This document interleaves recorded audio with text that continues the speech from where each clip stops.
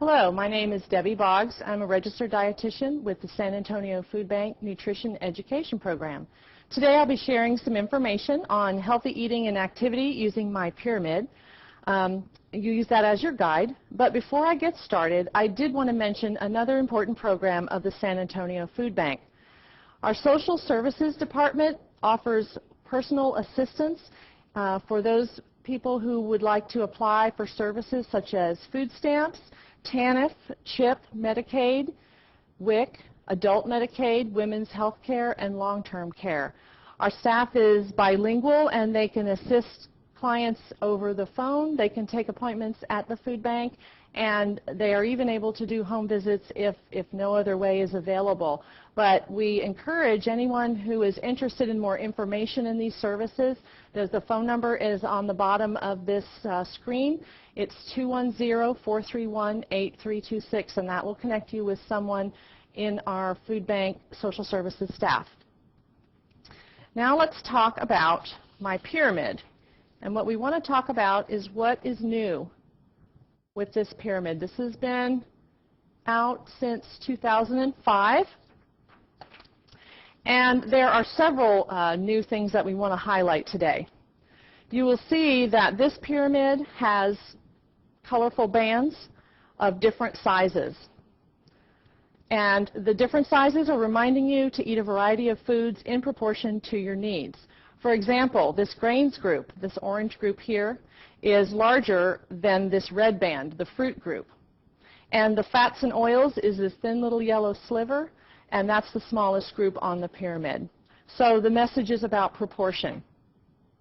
You can also see there is a stick figure walking up the steps of the pyramid, and that is new. This new feature emphasizes the importance of regular daily physical activity. And this is not a one-size-fits-all type of pyramid. It's very individualized, and it has a lot of tips to help you personalize your food choices and how to make gradual changes in your diet and improving your health. And so I would encourage you to visit the website www.mypyramid.gov. And that website will give you personal information, let you create a meal plan, and a lot of other information that will help you to make good choices in your diet and with activity. So what are the messages? There's a lot of messages in this pyramid. It's obviously very visual. The pictures are intended to convey messages without having to use a lot of words. But I would like to go through the messages of each food group. This orange band here, this is the grains group. And its message is make half of your grains whole. And what that means is the recommendation for adults is to eat at least 3 ounces of whole grains every day. And you can see I have some examples here of what an ounce of a whole grain looks like. I have a slice of whole wheat bread, a half a cup of oatmeal, 1 corn or flour tortilla, or preferably a whole wheat tortilla would be more of a whole grain choice. There's also whole wheat pasta and whole grain brown rice. Those are some good examples of whole grains, and the recommendation is 3 ounces of those, 3 servings of those foods every day. And the way you can tell if a food is a whole grain, the best way to tell is to look on the ingredient list. And you want to look for that word whole, W-H-O-L-E, before the name of the grain on the ingredient list of the food. And for example, what you're going to want to look for is whole wheat, whole oats, or whole grain rice. The next band, this green band, this is the vegetable group. And the message of the vegetable group is vary your veggies. So the message is about variety, choosing many different colors and many different types of vegetables for the best health. Every different color of vegetable provides a different variety, a different combination of things like vitamin A, vitamin C, fiber, antioxidants, and a lot of other things that are very good for our health. The recommendation for adults for daily intake of vegetables is 2½ cups.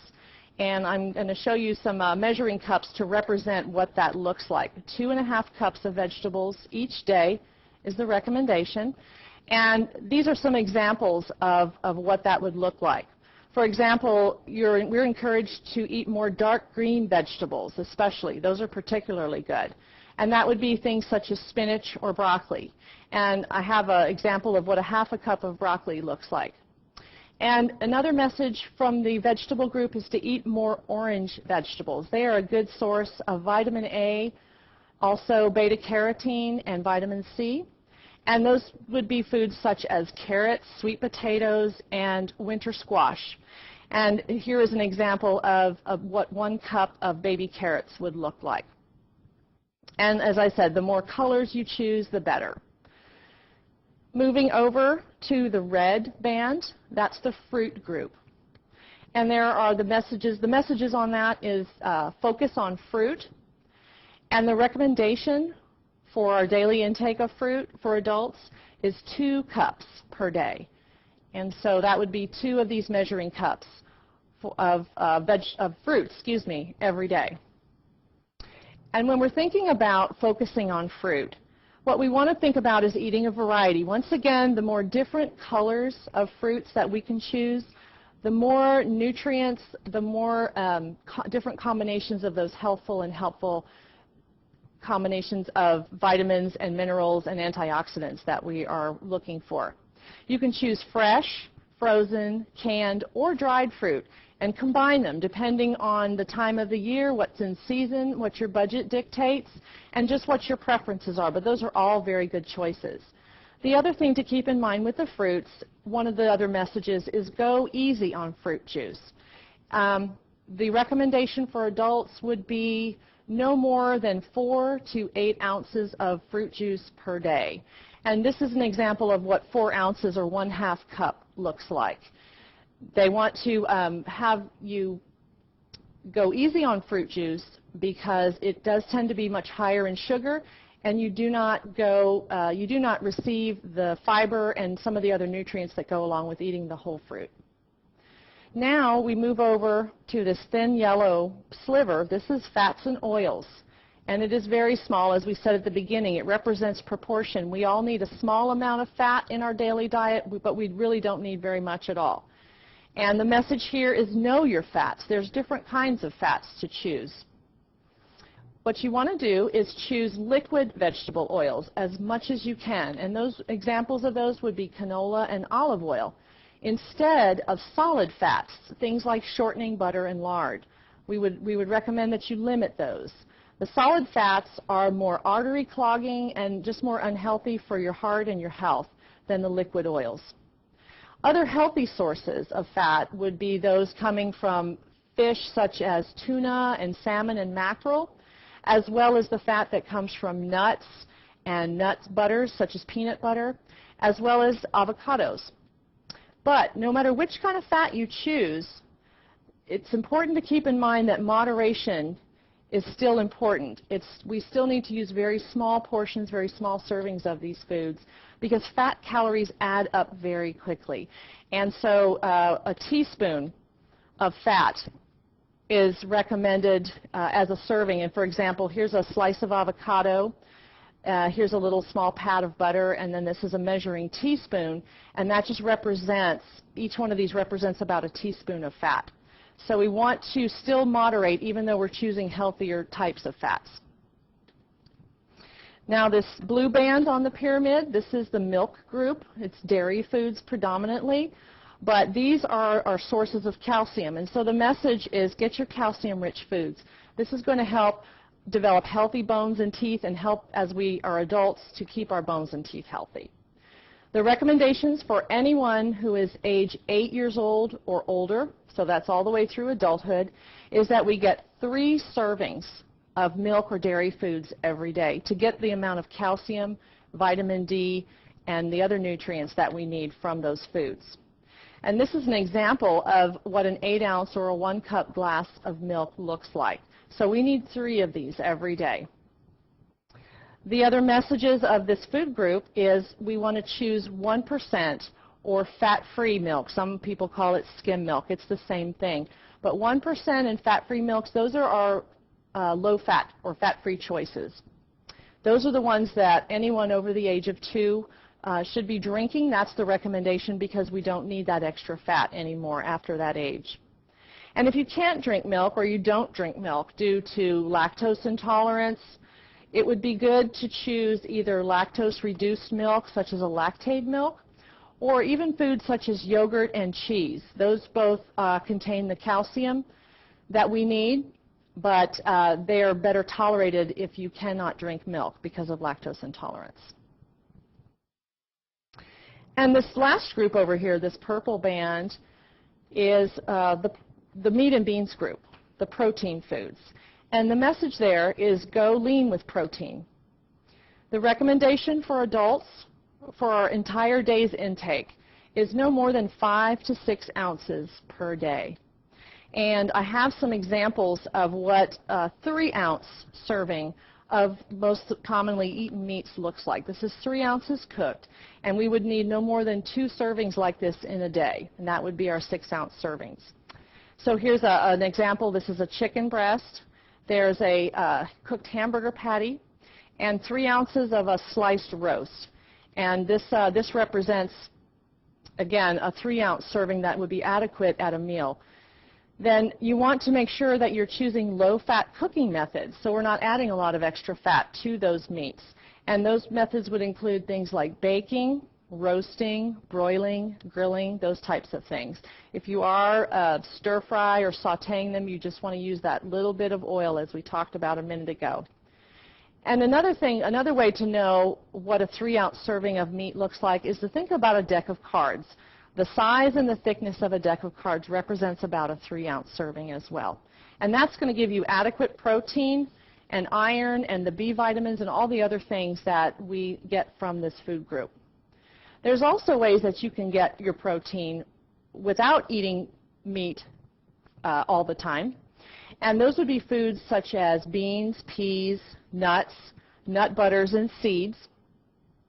And I have some examples here of what a tablespoon of peanut butter looks like, a half a cup of beans. That could be red beans, it could be black beans, pinto beans, those kind of beans. Great source of protein and fiber.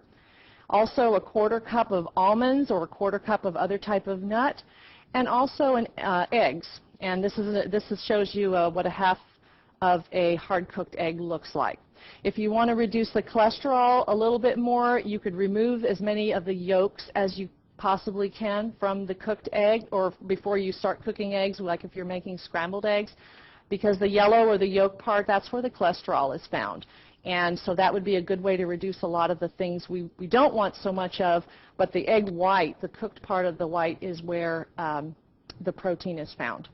Excellent source of protein there. So finally, the last message that I want to share today to kind of sum this up and bring this all into balance is the idea. We mentioned that this stick figure here represents physical activity, daily activity, and then these represent the proportion and the balance and the good choices of foods. And so the last message would be to find your balance between food and physical activity. And we recommend that adults should be physically active at least 30 minutes a day, most days of the week. So that would be at least 5 days of the week. And 30 minutes a day is really the minimum. But if we can reach that, that's a great start. And it doesn't have to be 30 minutes all at one time. It could be broken up into 10 or 15-minute increments. And it doesn't have to be really strenuous exercise to count. That's the other good part of that message. Yard work, housework, walking dogs, walking children in strollers, just getting out and moving, all of that counts as physical activity, and it's helpful for our health, for weight management, and for our hearts as well. And children should be physically active at least 60 minutes every day on most days. That's the recommendation for them. And again, it has to do with health and weight management, but with children also, that is a way that their bodies actually develop and grow stronger and healthier, is through movement and through activity. So it's extra important with children, and it's 60 minutes every day. So I would like to thank you for listening to my presentation, and I hope you've learned some new information today. And I also hope that you have found something that you would like to put into practice, something new, one of the new recommendations I've mentioned, something you would maybe like to put into practice starting right away. Just choose one thing if you could do that and think about what kind of changes you would like to make for your health. And remember to visit the MyPyramid website. It's www.mypyramid.gov. And that is a great place to go to get those personalized recommendations and to kind of help you get on track and help you set goals to make the changes that you want to make for a healthy diet, for a healthy lifestyle. Thank you very much.